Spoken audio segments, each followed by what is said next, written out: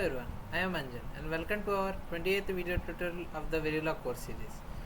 And in this video, I am going to explain the simulation and synthesis of the LED blink in FPGA. That is the post coding part and the part 3 of this video. And if you don't watch the part 1 and part 2 of this video, I recommend you to watch it in the Start Scratch YouTube channel playlist. And let's move on to the post coding part of the LED blink in FPGA. And here is the simulation. I pre-simulated it for you, and now I will be giving the values. Let's give the LED clock as force clock, set it for binary, leading edge value 1, trailing edge value 0, set it for 10 nanoseconds, click OK. Give the reset pin as 1 for the first value, and LED is the output, and these are all the parameters and the registers and so on. Now let's run for 10 nanoseconds. Here I got the LED as output 0, so that LED won't blink. LED will be in the off state. Now I will be resetting this value to 0. I will be giving the reset pin as 0. Now let's run for 10 nanoseconds again. For the first clock pulse, I got LED as 1.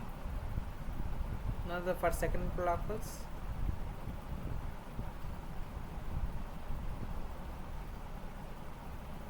I have given for count 10, this state should be remain in the same, so that 10 times I should done. I get 6, 7, 8, 9. Yeah. Here I got it. Now I will zoom fit it and show to you.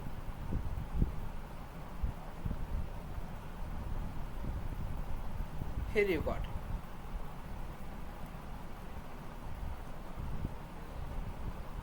And here is my clock pulse. If you see here is my first clock. For my first clock, I set the reset pin as 1, and so that I got the LED as 0. In that, my first that is count. This is countage, and this is the count next. This is the future value, and this is the present value. This one is 1 and this one is 0. This is the future value, and this is given to the present value in the next clock pulse, that is here. And in the next, and this is the second one.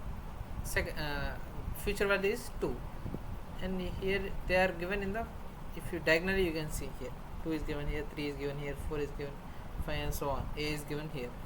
A means 10.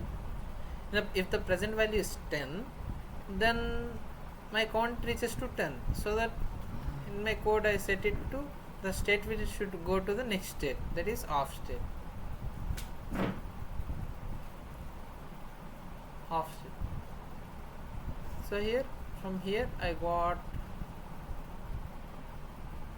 let's run it for another 10 nanoseconds. Here I got it. I will getting 0 up to 10 nanoseconds. This LEDs keep on blinking for 100 nanoseconds. From this here to here, this is the child clock, and this is the parent clock. These are 10, and here it is counted as single clock, and this is the present value, and this is the future value. And I will show you for another next 10 nanoseconds too.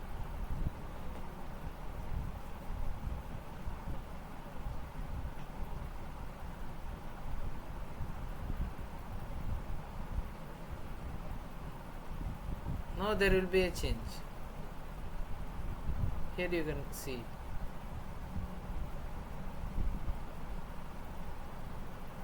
There is change after this 100 nanoseconds. Here you can also count. This is 1119, and here is 129,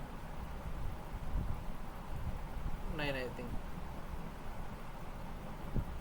2, that is nearly 100. You can also take it like that. And let's move to schematic.